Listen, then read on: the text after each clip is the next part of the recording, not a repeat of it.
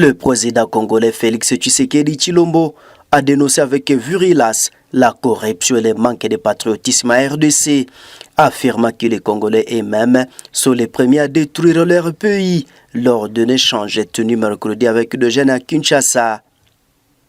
Le président a ensuite cité la corruption qu'il a qualifiée de cancer pressant tous les secteurs de la vie nationale. Abordant la question sécuritaire, Félix Tshisekedi a livré un constat sévère sur l'état de l'armée à son arrivée au pouvoir. Le chef de l'État a assuré avoir fait de l'amélioration des conditions sociales des militaires une priorité afin de leur permettre de se consacrer uniquement à la défense de la patrie. Trouver une armée, pardonnez-moi l'expression, de clochards.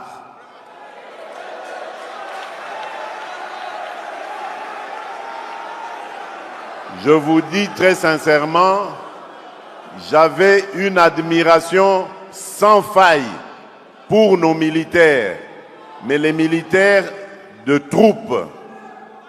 Parce que ces gens, on les envoyait au combat sans ration, sans solde, sans munitions, sans encadrement. Et on leur demandait de faire des miracles. Et il leur est arrivé de faire des miracles. Voilà pourquoi, lorsque je suis arrivé, je me suis attaqué d'abord à l'heure sociale, en mettant le mieux possible, et je sais qu'il y a encore beaucoup de choses à faire de ce côté-là, mais en mettant le mieux possible à l'abri leurs enfants, leurs épouses, donc en bref leurs dépendants, pour que eux ne puissent se consacrer que à leur tâche qui est celle de la...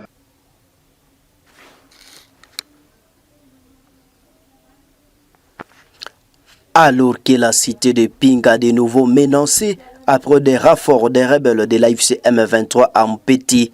Il faut savoir que les rebelles de l'AFC M23 se sont renforcés depuis la semaine dernière à Mpeti, dans la localité de Bandiki, un groupement Kisimba dans le territoire de Walikale au nord Kivu. Mpeti est à 18 km de Pinga.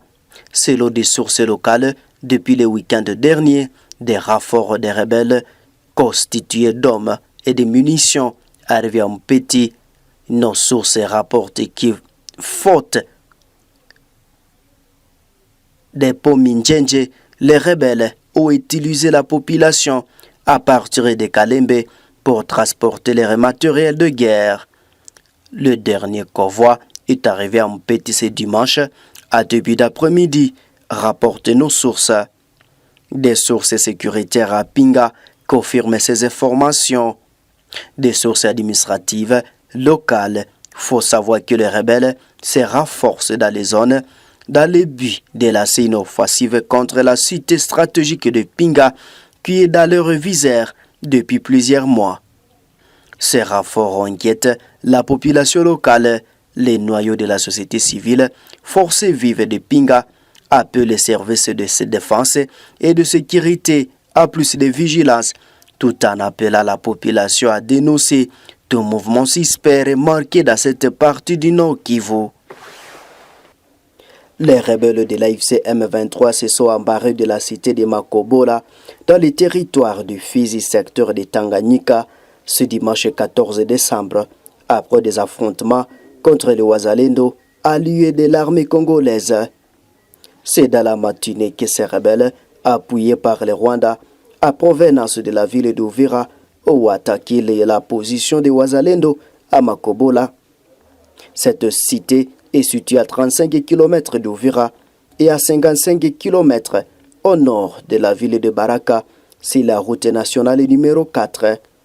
Selon les informations d'actualité possédées, les rebelles ont progressé jusqu'au village de Kasegezi, à 3 km où ils ont passé la nuit. Selon les sources de la société civile locale, un renfort de l'armée est arrivé nuitamment au village de Suima pour stopper cette avancée de rebelles à direction de Mboko. La progression des rebelles vient d'aggraver la situation sécuritaire et humanitaire dans les territoires du Fizi, où des mouvements de déplacement et de populations se poursuivent vers le Burundi via le lac Tanganyika. Makobola est une cité martyre et a connu de graves massacres de civils lors de la guerre de 1998 et a précipité la chute du régime de Mobutu. Selon l'ONU, au moins 700 personnes avaient été tuées. L'occupation de la cité de Makobola donne aux rebelles la position de progresser vers les provinces du Maniema et du Tanganyika via la route nationale numéro 5 et du lac Tanganyika. Congo attire le regard de par son envergure et sa splendeur. 30 premières villas dans cette concession étant prêtes à accueillir ses premiers occupants, le commandant suprême des forces armées de la République démocratique du Congo et de la police nationale a fait le déplacement du site pour remettre symboliquement les clés aux bénéficiaires. Installé dans la tribune aux côtés de plusieurs personnalités parmi lesquelles le premier vice-président de l'Assemblée nationale, le premier ministre, des ministres et des hauts gradés de l'armée, le président de la République Félix Antoine Tshisekedi Tshilombo a tour à tour suivi les mots du directeur général de Congo International Investment Group, partenaire dans la matérialisation de ce projet, et du ministre de la Défense nationale et des anciens combattants. Gilbert Kabanda a rappelé que les travaux de construction de ces habitations avaient bel et bien commencé en 2016 et ont été arrêtés en 2018, faute de financement. Ce n'est qu'en janvier 2022, sur instruction du chef de l'État, que le gouvernement a relancé le projet avec le même partenaire qui, en l'espace de 6 mois, a réussi à rendre viable une trentaine de villas sur les 190 attendus. Ces résultats ne constituent que les prémices du projet, lequel, bien entendu, va s'étendre sur les 5 prochaines années, mais qui, au-delà de la sphère des officiers généraux et supérieurs, couvrira également les besoins en logement de tous les officiers et sous-officiers de carrière, conformément à l'article 124 sous-évoqué. Discours terminé, le président de la République a été invité à couper les rubans symboliques et à effectuer une visite guidée dans quelques résidences. Appelé à en faire un bon usage, chaque occupant devrait consentir à hauteur de 35% du coût de chaque villa.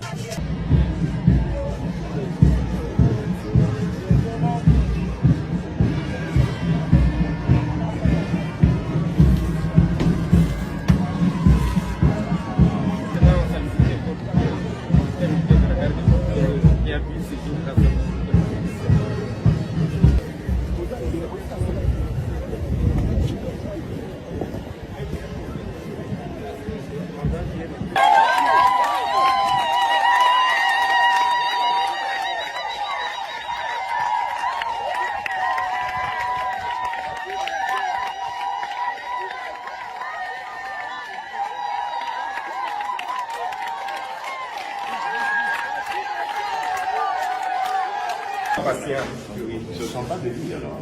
Non, brièvement, son excellence. Non, non, il y en a qui ont fait Bonjour. Disons qu'avec ça, pour ceux qui ont les calculs, au lieu de faire la chirurgie, on peut arriver à bombarder les calculs avec des ondes de choc utilisées par la tour de tir. Donc ici, nous avons le dépositeur couplé à un échographe pour permettre de cibler réellement où est le calcul. Si on n'arrive pas avec l'échographie, on peut le faire avec les rayons X, avec l'ampule de brillance. Comme ça, on peut cibler le caillou où il est. Et le tout est couplé avec le malade sur le lit et avec la tête de tir, on sait broyer le caillou et on demande aux patients de voir ça la tête de tir. Disons c'est la tête qui libère les zones de choc pour aller broyer le caillou. Et c'est ça l'avantage d'examiner même les cœurs. On ne peut pas faire avec un débat. Vraiment, il n'y a pas de comment ça Excellence, pour apporter un accent sur l'appareil, c'est une petite première en Afrique centrale. Un scanner 128 barrettes, il y a déjà un scanner 128 barrettes à ce là. Et vous avez la possibilité de faire un scanner barrette.